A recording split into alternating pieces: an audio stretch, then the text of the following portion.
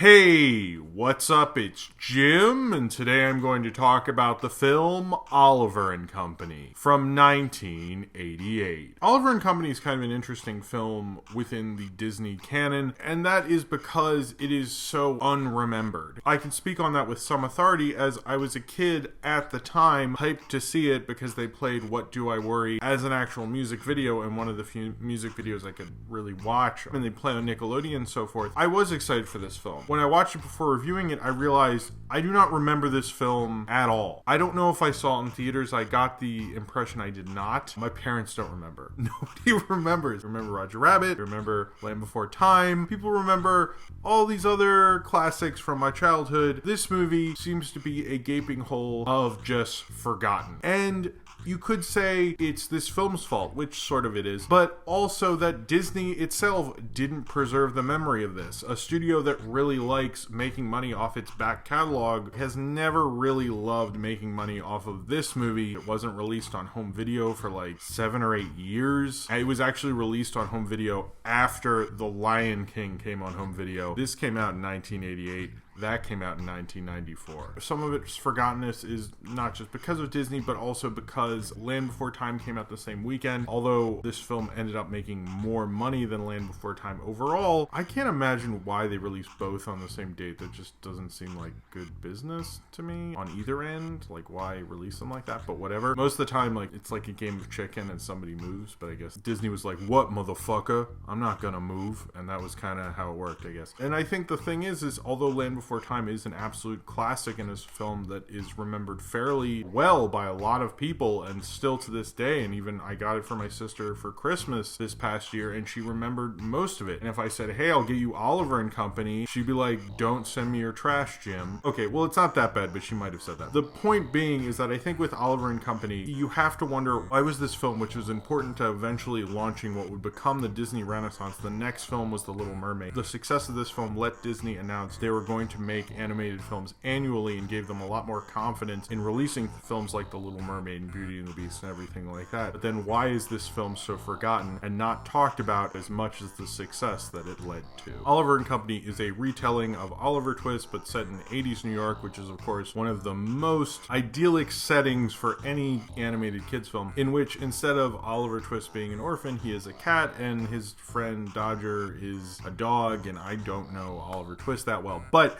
I'm imagining this has similarities to it and stuff. And he is taken in after being left out in a box for free kittens, and then they just kind of leave him there in the rain, which just seems like horrible. This film gets rather dark, to be honest. Apparently they cut a lot of the grit out of it. And after Oliver is taken in by a dog named Dodger, voiced by Billy Joel, and then is taken in by Billy Joel and his gang of dogs who have to help find items for Fagin to sell, so he's not in trouble with this big mob boss. And this big mob boss says he has 3 days or he's going to come and I guess break his legs or something, or steal his dogs or something like that. It seems bad. So the dogs have to help, but while they're trying to do that, Oliver and this Chihuahua voiced by Cheech Marin are trying to steal a car radio from a car. Oliver is taken in by this little girl who is in the limo and lived with her, and the dogs come to rescue Oliver, but Oliver likes being with the little girl, and a lot of complications ensue from Oliver deciding what class of people he wants to be with, the rich girl on Central Park West or the pack of dogs who live on the docks in a ship. Oliver and Company, while I was watching it, the animation is absolutely amazing, and I know that's kind of the weak way to review anything animated, to say, oh, the animation's so good, you can watch it for that. But I think the animation actually really got me through this quite a bit, because the script really is not there. The characters are not there. None of this is there. If you told me this was based on classic literature, I can tell you they took out a lot of the literature, heyo, but they just didn't really understand the character. And although you have certain characters like Oliver, like Dodger, even characters like Tito, voiced by Cheech Marin, who's kind of really the standout, they're not really as established. You don't have a real relationship with them narratively. And I think that's the real problem while watching Oliver and Company. It kind of just washes over you. It's a fun enough time. It's not boring. It's not terrible. It's not offensive. It's just like, okay. It's not a very intense narrative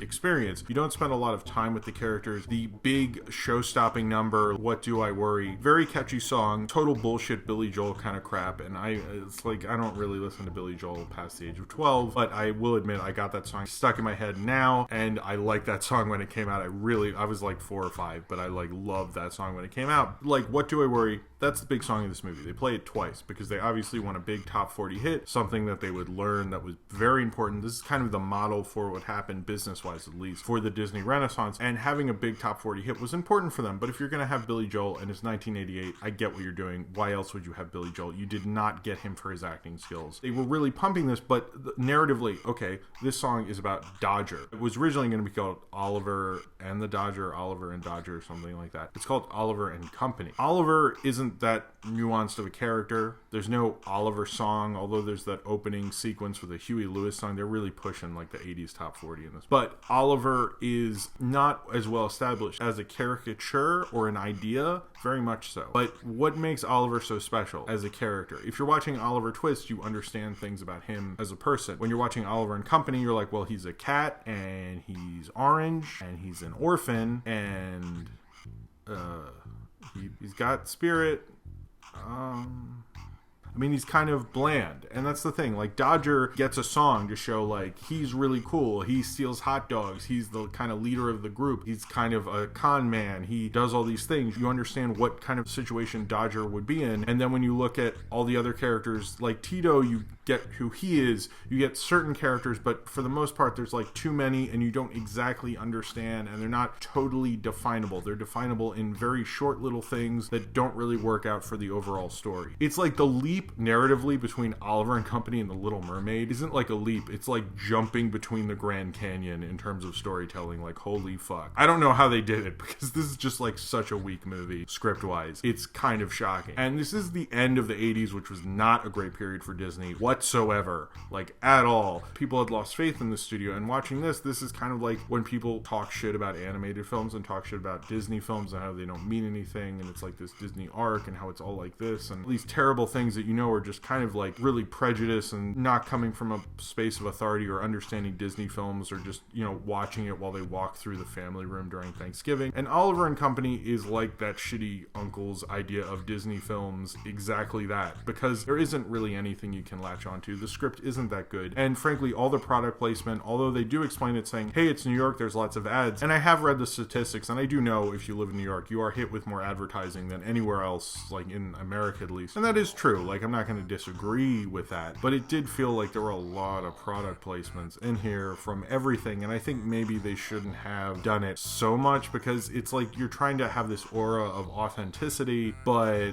like products was the thing that you needed. I mean, I guess you're Disney and you're soulless and stuff, but like that just doesn't work as well. And even while watching it, I didn't read about the product placement thing till afterwards, but it really stuck out. It was like, how many products have I read throughout this? They didn't have the old New York City style coffee cups. They didn't have things that were genuinely New York. It was kind of like a tourist idea of New York, like passing through. It's like if you thought all of New York was like fucking Times Square or something, and I think that's kind of the problem. It's like the sitcom movie version of New York, but done in a way to sell more things, and that's purely one of the big issues with this movie, because it's trying to act authentic, but that's not really working. I do like how much darker it is, particularly at the beginning. I think that's good for kids' films, because when they do feel too safe, they don't feel real. You don't feel like there's anything that could happen to those characters, and the stakes are relatively low. In this, I have no connection to the characters. Like, if anything happened to Oliver, I would get a little worried, but more in that way that I have 3 cats and stuff, not in that way narratively. I just don't think script-wise this film works like whatsoever, to be honest. I'm surprised this film brought about the Renaissance. I'm glad it did. I'm happy about that, but I just don't really understand why. But I love how the flow of the animation in this film is just absolutely beautiful. It's so unique in its flowness. It's kind of sketchier. I like that you see Pongo for a second. I thought you saw Scotty,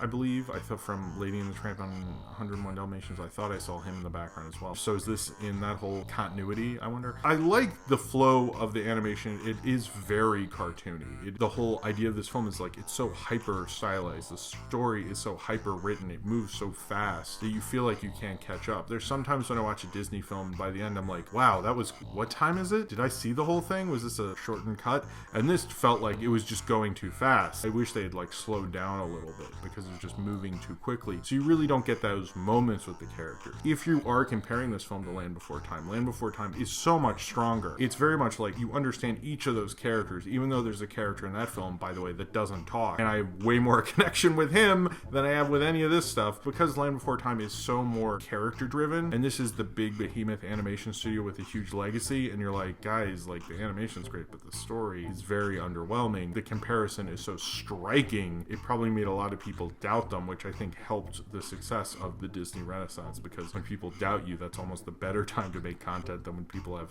faith in you. But I'm sure Disney didn't feel that way, and this film did do well, was commercially successful, but the idea that they didn't put it out on home video and didn't re-release until right before they put it out on home video, I remembered it like as a little kid, but then by the time it came out on VHS I was like 12 or 13, and like there's a big difference between what a 5-year-old likes and what a 12-year-old likes. I would have watched this when I was 7 on home video. I would watch this when I was 8 and 9. I read came out in 96, it got re-released in 96. I was like, I don't remember that, like, at all. I remember What Do I Worry getting played more on the radio and on MTV in 96, and I thought that was odd, but I guess I never made the connection, or maybe they just didn't say that, or I ignored it. The fact of the matter is like, why delay this film so much? This film that meant so much financially to your studio and changed things around and made things happen and made like one of the most celebrated periods in all of Disney animation. I feel like they should have a little more faith in it. Now, it's not like good, it's not a great movie, but I would like respect it a little more and have gotten it out, I don't know, before Lion King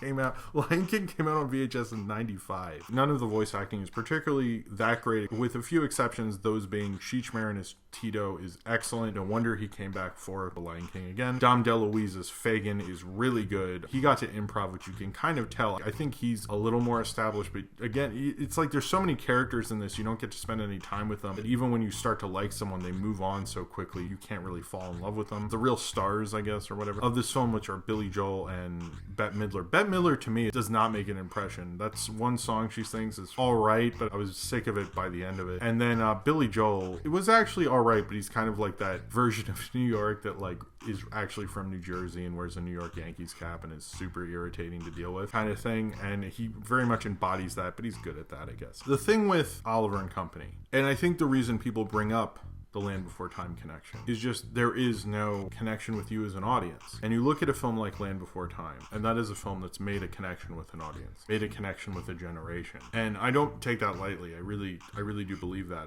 When I think of that film, even when I was like a college student, I hadn't seen it in years, I could like remember certain scenes. When I was watching this, things came back to me, like particularly like the What Do I Worry song, which seems like they spent a lot on a Billy Joel music video. But remembering it is more like remembering a cool commercial you really liked as a kid. I remember seeing it at a couple friends' houses, but it's just, there's not that connection there. And you don't have to be a good movie, especially when someone's a kid, to have a connection with it. But I don't think this movie ever got to become a huge classic, and although people have gone to bat for it, there's a reason for that. It just frankly isn't that good. It's well animated. If you're a Disney fan, I do think it's worth a watch. I don't think it's an awful movie, and there's certain elements, I mean, the death of the villain was incredible. There's certain sequences that are amazing. The computer imagery they use throughout it is actually fairly good and ages well. And there's a lot of things in it that are actually decent. It's not a bad Disney film. It's not like the worst Disney film. And I certainly understand why it slightly like helped them at least a little bit out to be able to do other things. And I don't know how they made that huge leap later, but I kind of understand how they were about to get there. But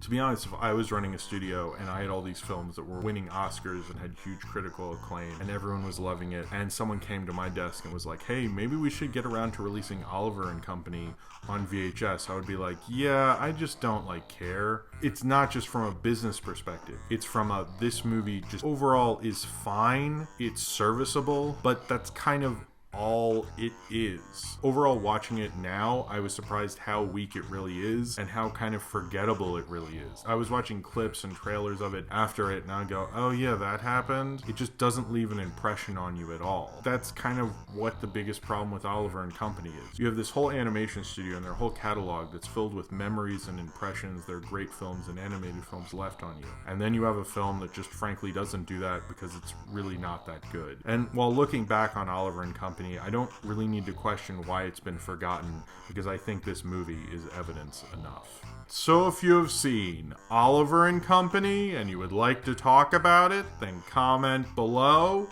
in the comments and subscribe. if you would like to.